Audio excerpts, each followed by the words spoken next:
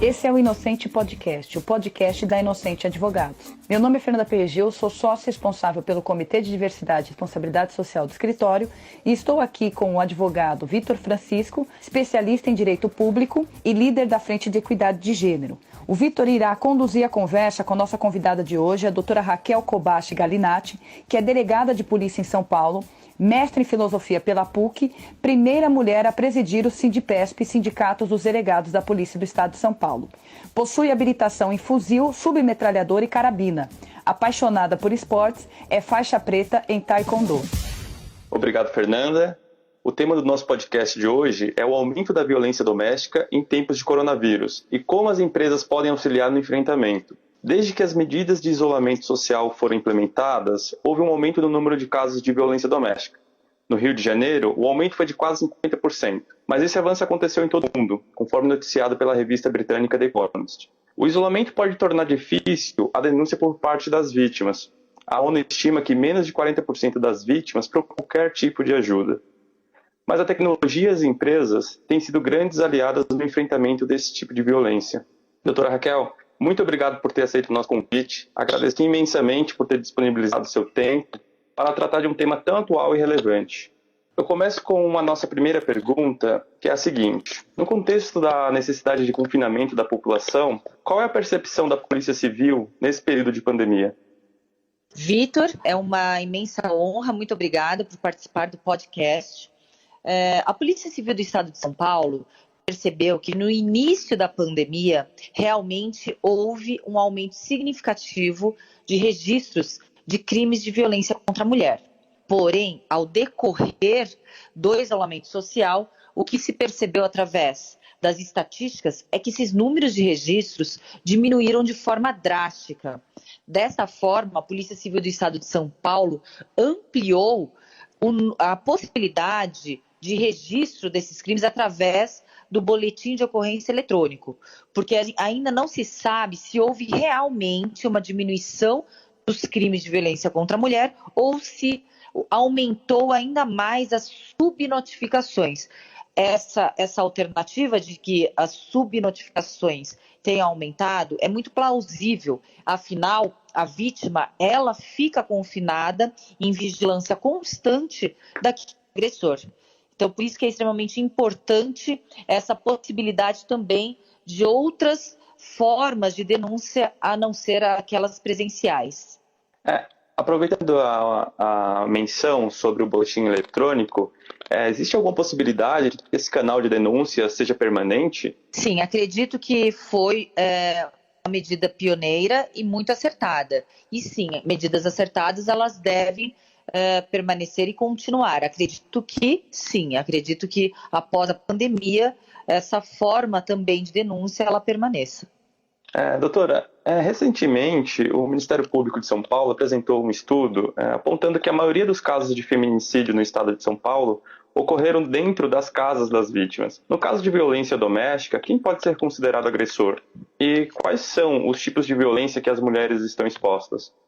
O agressor é aquele que convive com a mulher, né? Aquele companheiro, é aquele que tem uma relação de intimidade, uma relação sentimental, muitas vezes, com aquela mulher. E tudo que coloca a mulher em uma posição de amedrontamento, humilhação, dominação, é considerado uma violência. E essa violência ela ocorre em escalada, ela se inicia com agressões verbais, morais, xingamentos, elas passam para aquelas agressões psicológicas, as ameaças, as agressões físicas e em muitos casos, quando esse ciclo não é interrompido a tempo, resulta-se em feminicídio. A mulher, ela se torna dependente psicologicamente daquele agressor porque ele alterna momentos de violência e demonstração de afeto e de arrependimento. É a chamada lua de mel. Após as agressões, após as ofensas, aquele agressor, quando ele percebe que a vítima já não quer mais permanecer naquela relação abusiva, ele inicia então a chamada fase da lua de mel, prometendo então não fazer mais aqueles atos que muitas vezes são caracterizados como crime, e a própria vítima nem sabe que está sendo vítima de crime. Dessa forma, esse algoz, ele volta a conquistar a confiança da vítima E a vítima, principalmente por sua dependência psicológica, com sentimento de preservação da família, ou até mesmo a dependência financeira, ela tenta uma segunda, terceira, quarta chance. Em via de regra, sim, o agressor ele é companheiro da vítima. E o que é muito importante que a gente destaque é que a agressão e a violência contra a mulher, ela não é uma consequência da quarentena e nem do isolamento social. Essa agressão, ela já é pré-existente naqueles relacionamentos abusivos, em que aquele agressor ele controla aquela vítima e já tem uma relação realmente abusiva. É um ciclo de violência vivenciado ali naquelas agressões abusivas. Agora, quando essas pessoas que já estão nesse ciclo de violência abusiva, elas são colocadas por longos períodos em ambientes que são confinados, isolados, aí obviamente fica muito mais propício para esse agressor exercer o seu poder de controle, dominação e intimidação, já que essas vítimas estão com possibilidades extremamente reduzidas para denunciar e sair de casa. E quando a gente fala de violência doméstica, essa violência não é somente entre casais. Essa violência pode ocorrer de pais contra os filhos, contra as crianças, os filhos contra os idosos e todas as pessoas que estão ali coabitando em uma residência.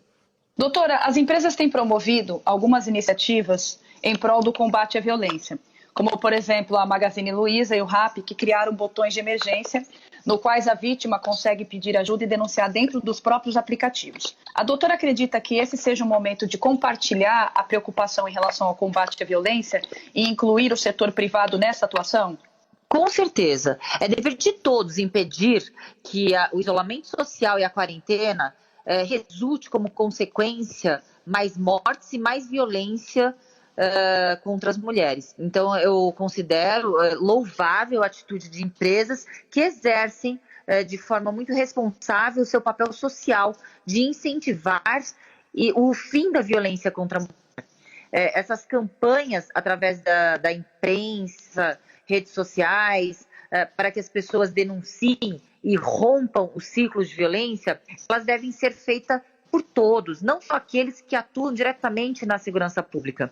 É o momento de todos terem que se envolver, não só as empresas, mas toda a sociedade, porque essa agressão ela é, infelizmente, o resultado de uma cultura patriarcal e machista em que o homem sempre teve o controle sobre a mulher.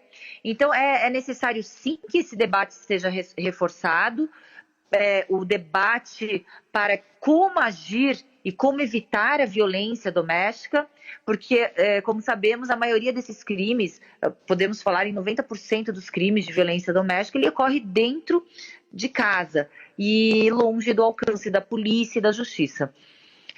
A solução, a gente sabe que não está somente na ação da polícia, mas também da sociedade e principalmente da sociedade ampliar o seu olhar e a sua atenção para este homem agressor criminoso. Quando o criminoso, o autor do feminicídio, ele chega a esse extremo, ele já não está sabendo mais reconhecer a diferença entre um amor afetuoso e o sentimento de posse e de ciúme. Esse sentimento de posse, ele é reforçado culturalmente quando a sociedade aceita figuras jurídicas ultrapassadas, como, por exemplo, a legítima defesa da honra. Era uma tese jurídica de defesa, obviamente ultrapassada, e que nunca houve um respaldo legal para que se pudesse falar em legítima defesa da honra, por exemplo. Então é preciso educar as crianças, tanto na escola, em casa, para que os jovens eles cresçam com o conhecimento necessário, que toda relação ela é baseada principalmente em amor, afeto, confiança, e são esses os sentimentos que constroem um relacionamento sólido, de carinho e confiança. E quando esse sentimento se transforma em ciúme, em posse, em controle, o homem precisa saber que esse relacionamento não é um relacionamento saudável e esse relacionamento não está em um caminho certo. Então, o que a gente pode perceber é que quando as mulheres elas estão refém em um relacionamento abusivo dessa forma, ela fica cada vez mais amedrontada. Então a mulher ela não pode se sujeitar a essa violência perpetuada por medo. Temos o telefone 180, ele é um telefone que atende casos de violência contra a mulher no Brasil todo. Então, quando a mulher realmente ela se sentir em risco real e ela percebe que não adianta buscar os meios ou através do telefone ou redes sociais, é necessário que essa mulher rompa a quarentena e vá direto até uma delegacia. Perfeito. Doutora, quais seriam as informações complementares que a doutora acha importante trazer para o nosso podcast? Eu posso acrescentar, é muito importante que a gente fala que a violência doméstica ela atinge todas as classes sociais, né? Então, ela não escolhe classe social. E ela só vai virar uma questão policial quando o crime for consumado. E muitas vezes esse crime consumado é um feminicídio. Porque quando chega até a polícia é porque realmente o crime ocorreu. E muitas vezes o crime que chega até a polícia são os crimes mais graves, se não aquela violência física como o feminicídio. Então é importante que todos saibam que a violência ela não escolhe classe social. Existe muita subnotificação, porque a própria vítima se sente envergonhada de ser vítima. Ou muitas vezes ela está tão condicionada daquele ciclo abusivo que ela acha que aquela situação é normal. A vítima de violência doméstica, eu acho que vocês devem trabalhar com isso, é uma vítima muito especial, no sentido de que ela tem que primeiro driblar internamente e aceitar que ela está sendo vítima. Porque é muito difícil ela aceitar que está sendo vítima, sendo que o agressor é aquele cara que ela ama, né? Então é uma situação realmente, psicologicamente, a vítima, ela nega e reluta muito que ela está sendo vítima. E ela acredita muito na mudança daquele agressor. E que a situação ela irá retornar realmente à fase de lua de mel. Como que a gente identifica esse agressor no relacionamento inicial? Qual que seria o perfil? Como é que a gente pode identificar para evitar algo mais grave? Tá, eu não vou fazer um perfilamento, né, desse agressor, porque eu nem sei se existe um perfilamento do agressor. O que existe são atitudes daquela situação, atitudes em que a mulher ela se sente diminuída, ela se sente menosprezada, ela se sente insegura, e ali, naquela relação em que a mulher ela está se sentindo desconfortável, com certeza ali já é um sinal de que aquele relacionamento é abusivo e que consequências mais drásticas poderão ocorrer. Por que eu estou falando isso? Porque muitas vezes, de forma alguma, eu estou falando que a mulher ela é culpada, a vítima é culpada desses relacionamentos abusivos. Mas o que eu estou tentando falar é que existem pessoas que elas são mais fáceis para aqueles homens que tendem a ser abusivos, e outras mulheres que impedem. Por isso que é difícil a gente fazer um perfilamento, porque aquele mesmo cara que tem aquelas mesmas características, ele não consegue o seu intuito com uma mulher que não admite um A mais alto, entendeu? Então, assim, é uma situação em que é uma combinação, é uma simbiose daquele homem que tem a tendência a ser abusiva e aquela mulher mais passiva em que é carente, muitas vezes é despida de autoestima, e nisso aquela necessidade de querer um amor ou alguém faz com que muitas situações aquela mulher, ela, de repente, ela passe e ela suporte, ela seja permissiva e complacente com abusos, com agressões, com traições, com agressões verbais, morais, e é uma lenda falar que as mulheres elas são financeiramente dependentes e por isso que elas estão com aqueles agressores abusivos. Não, muitas vezes as mulheres que sustentam esses agressores abusivos, muitas vezes as mulheres que trabalham, as mulheres que estão ali sendo todo o arrimo, né, digamos assim, dessa família. Sim. E o que a gente não falou aí, que é interessante também, é saber que a vítima de violência contra a mulher, necessariamente, ela precisa de uma ajuda multidisciplinar. Não só da polícia, a polícia é a última instância, mas da sociedade, dos psicólogos, assistentes sociais, da família, dos amigos. Né? É um trabalho realmente mais complicado assim, do que a gente pensa.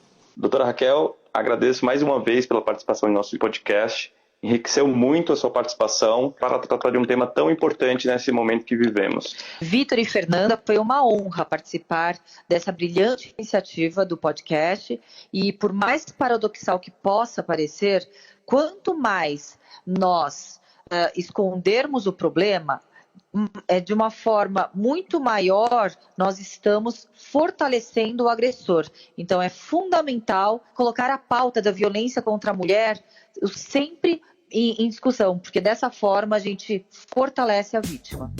Muito obrigada. Pessoal, esse foi o Inocente Podcast. Até o próximo episódio.